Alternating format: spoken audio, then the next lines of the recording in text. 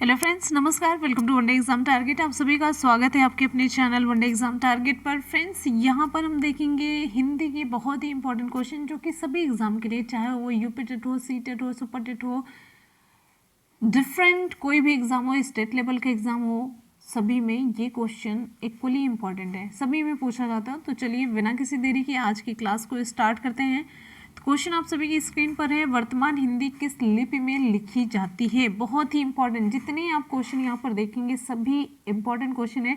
और आपको यहाँ पर बता दें, ये सारे क्वेश्चन केवीएस पीजीटी और KVS TGT, even normal TGT PGT सभी में पूछे गए सभी क्वेश्चन हैं। ये ध्यान रखिएगा, जो भी एग्जाम दिया होगा नवोदय में भी खुद पूछा गया, तो सारे यहाँ पर सेलेक्ट क्वेश्चन हैं जो कि प्रीवियस ईयर में डिफरेंट एग्जाम में पूछे गए। ये क्वेश्चन का कलेक्शन है। वर्तमान हिंदी किस लिपि में लिखी जाती है? ये क्वेश्चन पूछा गया केवीएस पीजीटी हिंदी 2017 में। ठीक है, ऑप्शन यहाँ पर हमारा सही हो जाता है ऑप्शन डी, देवनागरी में। तो वर्तमान हिंदी देवनागरी लिपि में लिखी जाती है। हिंदी के अतिरिक्त संस्कृत, मराठी और नेपाली भी, ध्यान रखिएगा, हिंदी के अतिरिक्त आपको संस्कृत, मराठी और नेपाली, संस्कृत, मराठी और नेपाली ये सभी देवनागरी लिपि में ही लिखी जाती है। देवनागरी लिपि विकसित किससे हुई ये पूछा जाता है, तो ये ब्राह्मी लिपि से विकसित हुई है। तो ये किससे विकसित हुई? ब्राह्मी लिपि से ये विकसित हुई है। और आपको बता दें, मंदारिन चीनी भाषा की लिपि को कहते हैं। ये जो कभी कभी पूछा जाता है, मंदारिन चीनी भाषा की लिपि को कहते हैं। क्लियर हो गया? आते हैं अगले क्वेश्चन पर। नेक्स्ट हमारा बहुत ही इंपॉर्टेंट क्वेश्चन है, लाश किस भाषा का शब्द है? लाश किस भाषा का शब्द है? ऑप्शन हमारा डी सही हो जाता है, तुर्की।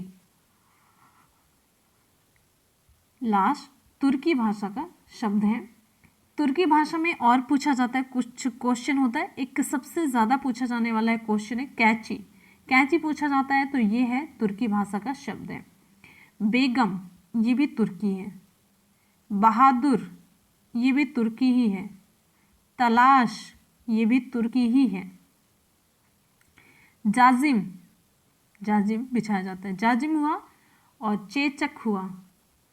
और कालीन, कालीन भैया, तो कालीन भी ये किसका है? तुर्की का है। ठीक है, आते हैं हम अगले क्वेश्चन पर। नेक्स्ट हमारा क्वेश्चन है, और इन सब में सबसे ज्यादा पूछा जाता है कैची। खड़ी बोली हिंदी का प्रथम कवि कौन माना जाता है? खड़ी बोली हिंदी का प्रथम कवि कौन माना जाता है? बहुत बढ़िया, विकल्प यहाँ पर हमारा ए सही हो जाता है, अमीर खुसरो। खड़ी बोली हिंदी का प्रथम कवि अमीर खुसरो को माना जाता है। अमीर खुसरो आदिकालीन कवि हैं। इनकी रचनाओं में पहेलियों और मुकरियों में खड़ी बोली हिंदी का प्रयोग किया गया है। तो सबसे इम्पोर्टेंट ये कुछ क्वेश्चन खूब पूछा जाता है, खड़ी बोली हिंदी का प्रथम कवि किसे माना जाता है? तो विकल्प आपका ए सही हो जाएगा, अमीर खुसरो को। नेक्स्ट क्वेश्चन पर आएंगे, यह कौन सा सर्वनाम है? नीचे दिए गए विकल्पों में से सही विकल्प का चयन कीजिए। यह कौन सा सर्वनाम है? निजवाचक, पुरुषवाचक, निश्चयवाचक या संबंधवाचक? तो विकल्प यहाँ पर हमारा सही हो जाता है ऑप्शन सी, निश्चयवाचक सर्वनाम है ये। यह निश्चयवाचक सर्वनाम है। निजवाचक में आप आता है, ठीक है। पुरुषवाचक में मैं, तुम ये आता है, ठीक है। संबंधवाचक में जो, सो आता है, ठीक। ये सारी चीजें आपको मैंने बताई, ये पूछा जाता है। आते हैं हम नेक्स्ट क्वेश्चन की तरफ। हमारा अगला क्वेश्चन है, उससे अच्छे तो आप हैं, उससे अच्छे तो आप हैं, इसमें कौन सा कारक है? उससे अच्छे तो आप हैं, इसमें कारक है अधिकरण, अपादान, करण या संबोधन। ऑप्शन यहाँ पर हमारा बी सही होता है, ठीक है। देखिए, तुलना में जिससे श्रेष्ठ बताया जाए उसमें पंचमी विभक्ति होती है। जिससे श्रेष्ठ बताया जाता है उसमें पंचमी विभक्ति होती है। ठीक है, जैसे एक एग्जाम्पल आपको बताते, धनात् धनात् विद्या गरीयसी, धनात् विद्या गरीयसी, धन से विद्या महान है। तो वाक्य में उससे तुलना आपसे की गई है, उससे तुलना किससे की गई, आपसे की गई। तो अतः उससे में कौन सा कारक होगा, अपादान कारक होगा। देखिए, जब दो व्यक्तियों में तुलना की जाती है तो वहां पंचमी विभक्ति होती है, परंतु जब बहुत से व्यक्तियों में किसी एक को श्रेष्ठ बताया जाता है तो वहां पर सप्तमी विभक्ति होती। बहुत माइन्यूट डिफरेंस, बहुत इंपॉर्टेंट पॉइंट आपको हम यहाँ पर बता रहे हैं। जैसे कविषु कालिदासा श्रेष्ठ, कवियों में कालिदास श्रेष्ठ हैं, तो यहाँ पर कौन सी विभक्ति होगी। देखिए, तुलना की बात है, लेकिन यहाँ पर सभी बहुत ज्यादा लोगों में एक को श्रेष्ठ बताया गया, तुलना दो लोगों में नहीं की जा रही है। तो जब बहुत ज्यादा लोगों में एक को श्रेष्ठ बताया जाता है वहां पर सप्तमी विभक्ति होती है, लेकिन जब दो लोगों की तुलना की जाती है तो वहां पर पंचमी विभक्ति होती है, ध्यान रखिएगा। ठीक, चलिए आ जाते हैं हम अगले क्वेश्चन की तरफ। नेक्स्ट हमारा क्वेश्चन आप सभी के लिए क्वेश्चन है, अपादान कारक किस वाक्य में है। अपादान कारक किस वाक्य में है। ऑप्शन यहां पर हमारा सही हो जाता है ऑप्शन ए, वृक्ष से पत्ते गिरते हैं। ठीक है, अलग होने के सेंस में, कर्ता ने कर्म को करण से, ये सारी चीजें आप सभी जान रहे हैं। तो वृक्ष से पत्ते गिरते हैं, तो यहां पर अपादान कारक है। धोबी को धुलने के लिए कपड़े दो, इसमें है कर्म कारक, कर्ता ने कर्म को। ठीक है, उसकी गाय सुंदर है, संबंध कारक, क्या है, संबंध कारक है। ठीक, वह फल खाता है, वह फल खाता है, इसमें कौन सा है, कर्म कारक है। वह फल खा रहा है तो इसमें कर्म कारक है। क्लियर हो गया। नेक्स्ट क्वेश्चन पर आएंगे, निम्नलिखित में से कौन सा शब्द स्त्रीलिंग नहीं है। देखिए, पूछा जा रहा है नहीं है, क्वेश्चन ध्यान से लास्ट तक पढ़ना है आपको। पानी है, मानी है, कहानी है, रानी है। ऑप्शन ए, ये स्त्रीलिंग नहीं है। पानी क्या है, पुल्लिंग है, पानी पुल्लिंग शब्द है। जैसे पानी ठंडा है, ना कि पानी ठंडी है ना, पानी बहुत ठंडा है। कहानी, रानी और मानी ये सभी स्त्रीलिंग है, इसका प्रयोग स्त्रीलिंग वाले शब्दों में, वाक्यों में होता है। नेक्स्ट हमारा क्वेश्चन है, ऋषि का स्त्रीलिंग आपको बताना है। ऋषि का स्त्रीलिंग कौन सा होगा, बहुत इंपॉर्टेंट है। ऋषिणी, ऋषि पत्नी, ऋषिका या ऋषि। ऑप्शन यहाँ पर हमारा सी सही हो जाता है, ऋषिका। ऋषि शब्द का स्त्रीलिंग क्या होगा, ऋषिका होगा। तीनों वैसे भी अशुद्ध हैं, कोई मतलब ही नहीं है। इंपॉर्टेंट है, ऐसे ही सारे क्वेश्चन एग्जाम में पूछे जाते हैं, बहुत ही इंपॉर्टेंट है। ऐसे पूछना नहीं, इंपॉर्टेंट है, इंपॉर्टेंट है 100% है। और हिंदी के ऐसे ही क्वेश्चन पूछे जाते हैं, क्वेश्चन पेपर उठा करके देख लीजिए, इससे टफ क्वेश्चन आ जाए तो बताइएगा। अगला है, एक बार जितने भी स्टूडेंट वीडियो को देख रहे हैं फटाफट से वीडियो को लाइक करेंगे, दोस्तों में लिंक को शेयर कर देंगे जिससे कि सभी तक वीडियो पहुंच जाए। अगर आप लोग शेयर नहीं करेंगे तो कभी किसी तक पहुंचेगा नहीं, फिर ऐसे ही चलता रहेगा। और आप लोगों को थोड़ा सा भी ये नहीं लगता कि अगर हम मेहनत कर रहे हैं तो मेरी मेहनत सफल हो जाए और आप लोग अपने दोस्तों में शेयर कर दिया करें, नहीं लगता सच में। चलिए, युवा शब्द का लिंग परिवर्तित करने के लिए निम्नलिखित विकल्पों में से सही शब्द आपको छांटना है। तो कहने का मतलब आपको युवा का आपको बताना है स्त्रीलिंग। ऑप्शन यहाँ पर हमारा सी सही हो जाता है, युवती। ऑप्शन सी सही होता है, युवती। तो युवा शब्द का लिंग परिवर्तन करने के लिए जो सही शब्द है वो है युवती। ऑप्शन सी सही हो जाता है। यहाँ पर युवा क्या है, पुल्लिंग शब्द है, और इसका जो स्त्रीलिंग शब्द है ये युवती होगा, और ये सभी कोई मतलब नहीं है। अगला हमारा, हिंदी भाषा में वचन कितने प्रकार के होते हैं, ये आपको बताना है। हिंदी भाषा में वचन कितने प्रकार के होते हैं ये आपको बता दें, पीजीटी में क्वेश्चन पूछा गया है ये। उत्तर प्रदेश में जो पीजीटी का एग्जाम होता है उसमें क्वेश्चन पूछा गया है। ऑप्शन यहाँ पर हमारा सही हो जाता है ऑप्शन बी। हिंदी में केवल 2 वचन होते हैं, एक वचन और बहुवचन, जबकि अगर हम संस्कृत की बात करते हैं तो इसमें 3 वचन होता है। ठीक है, कौन कौन से है ये आपको बताना है। चलिए, हिंदी में 2 या 2 से अधिक संज्ञाओं के लिए बहुवचन का प्रयोग किया जाता है। ठीक है, और संज्ञा सर्वनाम आदि की संख्या बतलाने वाले रूप क्या कहलाते हैं, वचन कहलाते हैं। तो जब एक वचन और बहुवचन, जब एक की बात होती है और फिर जब एक से ज्यादा की बात होती है तो वहां पर बहुवचन हो जाता है। अगला है प्रतिधन आरोपण की संधि क्या होगी। प्रतिधन आरोपण की संधि आपको बताना है। ये सारे क्वेश्चन आप लोग खूब कर चुके हैं, खूब कर रहे हैं बहुत बढ़िया तरीके से, और ये टीजीटी का क्वेश्चन है।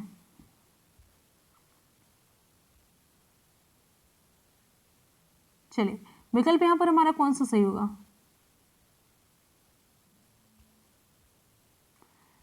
विकल्प यहां पर हमारा सही हो जाता है ऑप्शन सी, प्रत्यारोपण हो जाएगा ना। प्रतिधन आरोपण, प्रत्यारोपण, इसमें संधि कौन सी है, इसमें संधि है यण संधि। कौन सी संधि है, यण संधि है। यण संधि के बारे में आप लोग बता सकते हैं। चलिए, यण संधि में जब लघु या दीर्घ ई, देखिए यण संधि में क्या होता है, जब लघु या दीर्घ ई, उ, री, इन सभी के उपरांत कोई असमान स्वर आता है तो ई की ई, उ, री के स्थान पर क्या हो जाता है, ई के स्थान पर या हो जाता है, उ के स्थान पर वा हो जाता है, री के स्थान पर रा हो जाता है और री के स्थान पर ला हो जाता है। यही तो होता है ना। तो यहाँ पर प्रतिधन आरोपण ई है छोटी ई प्लस आ हो गया ना। तो हमने कहा यह छोटा हो या बड़ा हो, तो यहाँ पर या व रा ला हो जाएगा। तो यहाँ पर इसका क्या हो गया, या हो गया। तो यही प्रतिधन आरोपण प्रत्यारोपण, यहाँ पर आ हो गया ना, या हो गया। क्लियर हो गया। अगले क्वेश्चन पर आते हैं। नेक्स्ट है निराकार का संधि विच्छेद आपको बताना है। निराकार का संधि विच्छेद क्या होगा, निराकार का सही संधि विच्छेद क्या होगा। ऑप्शन यहां पर हमारा कौन सा सही होगा। ऑप्शन ए निधन आकार। निराकार का संधि विच्छेद निधन आकार होगा। इसमें कौन सी संधि है, इसमें कौन सी संधि ये पूछा जाता है। तो इसमें संधि आपको बतानी है। इसमें संधि होगी विसर्ग संधि। कौन सी संधि है, विसर्ग संधि है, और शेष कोई मतलब नहीं है। क्लियर है, पूछा जाता है खूब। आते हैं अगले क्वेश्चन पर। नेक्स्ट हमारा क्वेश्चन आप सभी के लिए, नीलगाय में कौन सा समास है। नीलगाय में आपको समास बताना है। नीलगाय में कौन सा समास है, टीजीटी का क्वेश्चन। तत्पुरुष, अव्ययी भाव, कर्मधारय या द्वंद्व समास। ऑप्शन यहां पर सी सही हो जाता है, कर्मधारय समास है।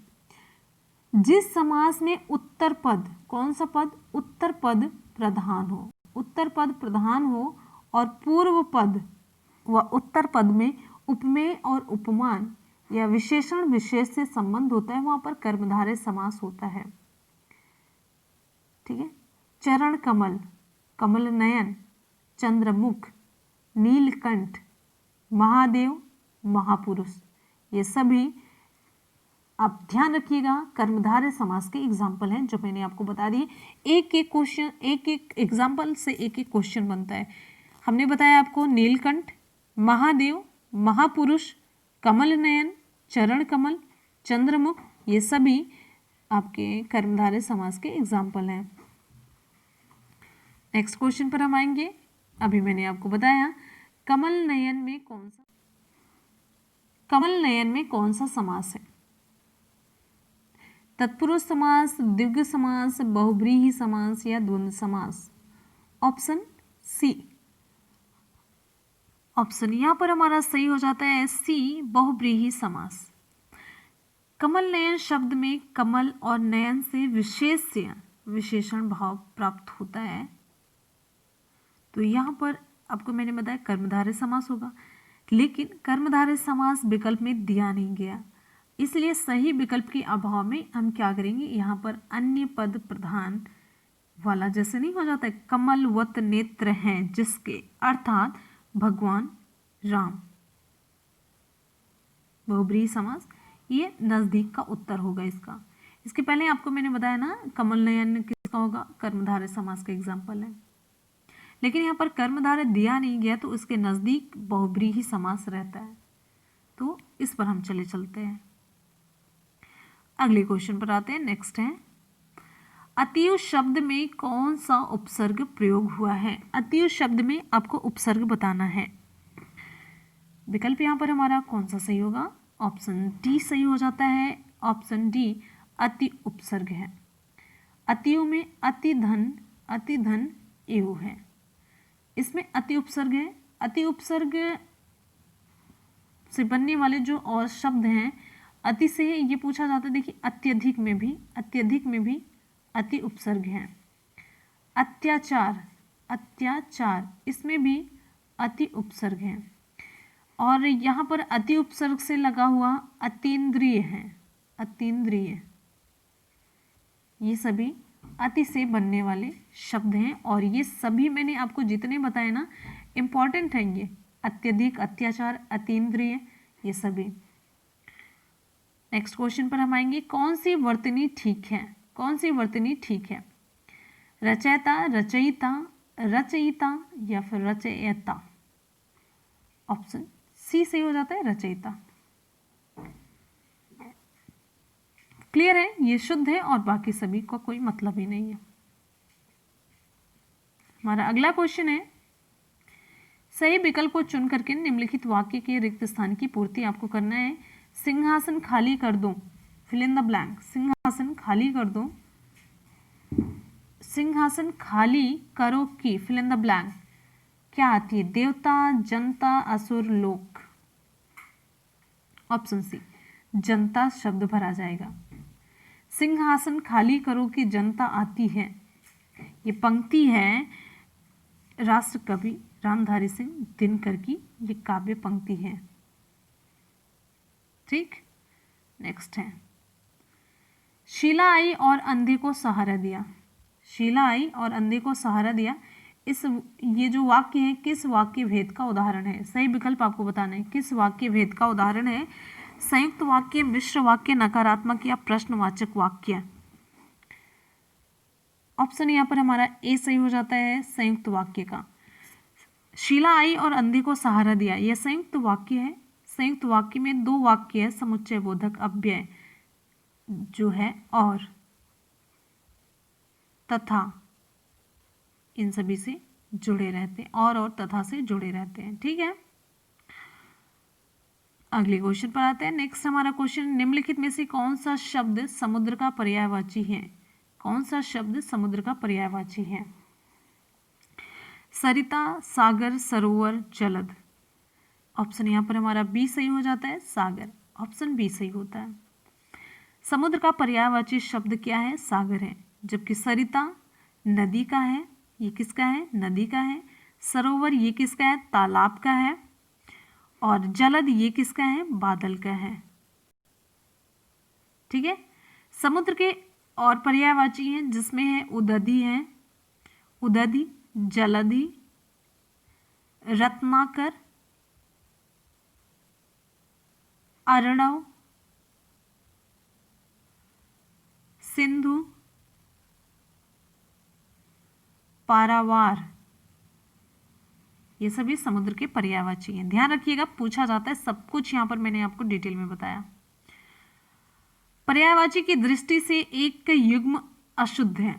आपको बताना है कौन सा युग्म अशुद्ध है। आकाश का पुष्कर,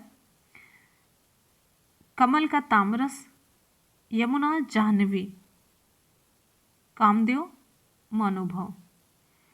ऑप्शन यहाँ पर हमारा सी सही हो जाता है, यमुना जाह्नवी। देखिए पर्यायवाची की दृष्टि से ये विकल्प सही नहीं है, यमुना जाह्नवी युग्म अशुद्ध है। यमुना का पर्यायवाची जो है, यमुना का पर्यायवाची कालिंदी है, अर्कजा है, सूर्य है, तनया, ये सभी है। अब आपको यहाँ पर बताना है जाह्नवी किसकी पर्यायवाची में आएगा, आपको बताना है, थोड़ी सी मेहनत आप भी कर लीजिए। क्लियर? क्वेश्चन है शक्ति की उपासना करने वाले को क्या कहते हैं, सही विकल्प आपको बताना है। शक्ति की उपासना करने वाले को ऑप्शन यहाँ पर हमारा सी से हो जाता है शाक्त कहते हैं। तो देखिए यहाँ पर शक्ति को उपासना करने वाले को शाक्त कहते हैं, और अन्य जो हैं जैसे शैव, तो अब तुरंत जल्दी से ये शैव पर टिक करेंगे, लेकिन नहीं, शक्ति यहाँ पर ध्यान दीजिएगा, शक्ति की उपासना करने वाले को हम शाक्त कहते हैं, और शैव किसे कहते हैं, जो शिव की उपासना करते हैं, तो शिव की उपासना करने वाले को हम शैव कहते हैं। वैष्णव किसे कहते हैं, विष्णु की उपासना करने वाले को हम वैष्णव कहते हैं। ठीक है। नागपंथी किसे कहते हैं, नाथपंथी किसे कहते हैं, तो नाथ, जो गोरखनाथ संप्रदाय को मानने वाले को हम नाथपंथी कहते हैं, जैसे हमारे योगी आदित्यनाथ जी हैं। क्लियर हो गया? चलते हैं हम अगले क्वेश्चन पर। कढ़ाई से गिरा चूल्हे में आ पड़ा, इसका भाव क्या है आपको बताना है। कढ़ाई से गिरा चूल्हे में आ पड़ा, एक विपत्ति से छूटकर दूसरी में आ पड़ना। कढ़ाई और चूल्हा पास पास होता है, एक बार भूल होती तो बार बार होती है। कढ़ाई चूल्हे में गिर गई, ऑप्शन यहाँ पर हमारा ए सही हो जाता है। कढ़ाई से गिरा चूल्हे में आ पड़ा, इसका मतलब है एक विपत्ति से छूटकर दूसरी में आ पड़ना। क्लियर है? चलिए नेक्स्ट क्वेश्चन पर आ जाते हैं। कठ गुलाब किसकी रचना है? कठ गुलाब किसकी रचना है आपको बताना है, और यहाँ पर हिंदी साहित्य से रिलेटेड इंपॉर्टेंट क्वेश्चन जो कि बहुत ही डिफरेंट है, ये आप लोग बताइए। ऑप्शन यहाँ पर हमारा सही हो जाता है सी, मृदुला गर्ग की रचना है। कठ गुलाब मृदुला गर्ग की कृति है, और यहाँ पर ये भी जानिए मैत्रेयी पुष्पा, इसका जो मैत्रेयी पुष्पा है, इनका प्रमुख उपन्यास चाक है, पूछा गया है। और चित्रा मुद्गल का आवा, और अलका सरावगी का कलिकथा बाया बाईपास, ये समकालीन हिंदी उपन्यास है इनका। आपको मैंने बताया दी 4 रचनाएं आपको यहाँ पर कंप्लीट करा दी। नेक्स्ट है मैला आंचल, ये किस प्रकार का उपन्यास है? पहली बात तो ये जानिए मैला आंचल किसकी रचना है। ऑप्शन यहाँ पर सी सही हो जाता है, मैला आंचल ये आंचलिक उपन्यास है, बहुत इंपॉर्टेंट है ये। जो ये क्वेश्चन पूछा जा रहा है किस प्रकार का उपन्यास है आंचलिक, ये बहुत इंपॉर्टेंट है। और ये किसकी रचना है? फणीश्वर नाथ रेणु की रचना है ये। ठीक है, फणीश्वर नाथ रेणु की ये रचना है। और इनके अन्य उपन्यास में आता है जुलूस, दीर्घतया, कितने चौराहे और कलंक मुक्ति। नेक्स्ट हमारा क्वेश्चन, मानस का हंस इस उपन्यास के लेखक कौन है? बहुत इंपॉर्टेंट क्वेश्चन है। मानस का हंस इसके लेखक कौन है? ऑप्शन यहां पर हमारा सही हो जाता है ऑप्शन ए, अमृतलाल नागर है। इसमें इन्होंने तुलसी की कथा का निरूपण किया है। और अमृतलाल नागर की अन्य रचनाएं कौन सी हैं? अमृत और विष, महाकाल, शतरंज की मोहरें, खंजन नयन, एकदा नैमिषारण्य, ये पूछा जाता है एकदा नैमिषारण्य। तो फ्रेंड्स यहाँ पर पूरे क्वेश्चन हो जाते हैं कंप्लीट। कर लेंगे एक बार जल्दी से जितना भी क्वेश्चन हम लोगों ने देखा उसका सुपरफास्ट रिवीजन, जिससे कि सारे क्वेश्चन आपकी मेमोरी में फीड हो जाएं। रिवीजन क्लास की तरफ आते हैं। वर्तमान हिंदी किस लिपि में लिखी जाती है? ऑप्शन डी से हो जाता है देवनागरी। नेक्स्ट क्वेश्चन है, लाश किस भाषा का शब्द है? ऑप्शन डी तुर्की। नेक्स्ट हमारा है, खड़ी बोली हिंदी का प्रथम कवि कौन माना जाता है? ऑप्शन यहाँ पर हमारा ए सही हो जाता है अमीर खुसरो। नेक्स्ट है, यह कौन सा सर्वनाम है? नीचे दिए गए विकल्पों में से आपको सही चुनना है। ऑप्शन यहाँ पर हमारा सी सही हो जाता है निश्चयवाचक सर्वनाम है। क्वेश्चन है, उससे अच्छे तो आप हैं, उससे अच्छे तो आप हैं, इसमें कौन सा कारक है? ऑप्शन बी अपादान कारक। अपादान कारक किस वाक्य में है? ऑप्शन ए, वृक्ष से पत्ते गिरते हैं। निम्न में कौन शब्द स्त्रीलिंग नहीं है? ऑप्शन ए, पानी। ऋषि का स्त्रीलिंग आपको बताना है। ऑप्शन सी, ऋषिका। युवा शब्द का लिंग परिवर्तित करने के लिए निम्नलिखित विकल्पों में से सही शब्द आपको छांटना है। ऑप्शन सी, युवती। हिंदी भाषा में वचन कितने प्रकार के होते हैं? Option B, 2। प्रतिधन आरोपण की संधि क्या होगी? ऑप्शन सी, प्रत्यारोपण। निराकार का संधि विच्छेद क्या होगा? निराकार का संधि विच्छेद आपको बताना है। चलिए यहां पर विकल्प सही करिए। ऑप्शन ए, निधन आकार। अगला क्वेश्चन, नीलगाय में कौन सा समास है? ऑप्शन सी, कर्मधारय। कमल नयन में कौन सा समास है? विकल्प के अकॉर्डिंग विकल्प सी सही हो जाता है, बहुब्रीहि समास। अतियु शब्द में कौन सा उपसर्ग है? अतियु शब्द में कौन सा उपसर्ग है? ऑप्शन डी, अतियु शब्द में अति उपसर्ग है। कौन सी वर्तनी ठीक है? ऑप्शन सी, रचयिता है। सही विकल्प चुन करके आपको भरना है। सिंहासन खाली करो कि जनता आती है। ऑप्शन सी। शीला आई और अंधे को सहारा दिया, ये वाक्य कौन सा है? ऑप्शन ए, संयुक्त वाक्य और यहां पर जुड़ा हुआ है। निम्नलिखित में से कौन सा शब्द समुद्र का पर्यायवाची है? समुद्र का पर्यायवाची कौन सा है पूछा जा रहा है। ऑप्शन यहां पर हमारा सही हो जाता है ऑप्शन बी, सागर। पर्यावरण की दृष्टि से एक युग्म अशुद्ध है। ऑप्शन सी, यमुना और जाह्नवी। नेक्स्ट है, शक्ति की उपासना करने वाले को क्या कहते हैं? ऑप्शन सी, शाक्त। कढ़ाई से गिरा चूल्हे में आ पड़ा, इसका भाव आपको बताना है। ऑप्शन ए, एक विपत्ति से छूटकर दूसरी में आ पड़ना। कट गुलाब किसकी रचना है? कट गुलाब किसकी रचना है? ऑप्शन यहां पर हमारा सही हो जाता है, कौन सा सही होगा? कट गुलाब। चलिए ऑप्शन सी, इतनी जल्दी आप लोग भूल जाएंगे तो कैसे काम चलेगा। मैला आंचल किस प्रकार का उपन्यास है? ऑप्शन सी, आंचलिक, फणीश्वर नाथ रेणु का उपन्यास है। अगला क्वेश्चन, मानस का हंस, इस उपन्यास के लेखक कौन है? मानस का हंस। ऑप्शन ए, अमृतलाल नागर। ठीक है, तो फ्रेंड्स यहाँ पर आज की पूरी क्लास कंप्लीट होती है। सभी क्वेश्चन हम लोगों ने देखा और साथ साथ में सुपरफास्ट रिवीजन भी कर लिया। चलते हैं आज के सवाल की तरफ। आज का सवाल आप सभी के लिए। आज का पहला सवाल है, प्रतिधन आरोपण की संधि क्या होगी? आपको कमेंट सेक्शन में कमेंट करके बताना है। दूसरा बहुत ही इंपॉर्टेंट क्वेश्चन, खड़ी बोली हिंदी का प्रथम कवि कौन माना जाता है? अमीर खुसरो, नानक, तुलसीदास, गुरु गोविंद सिंह।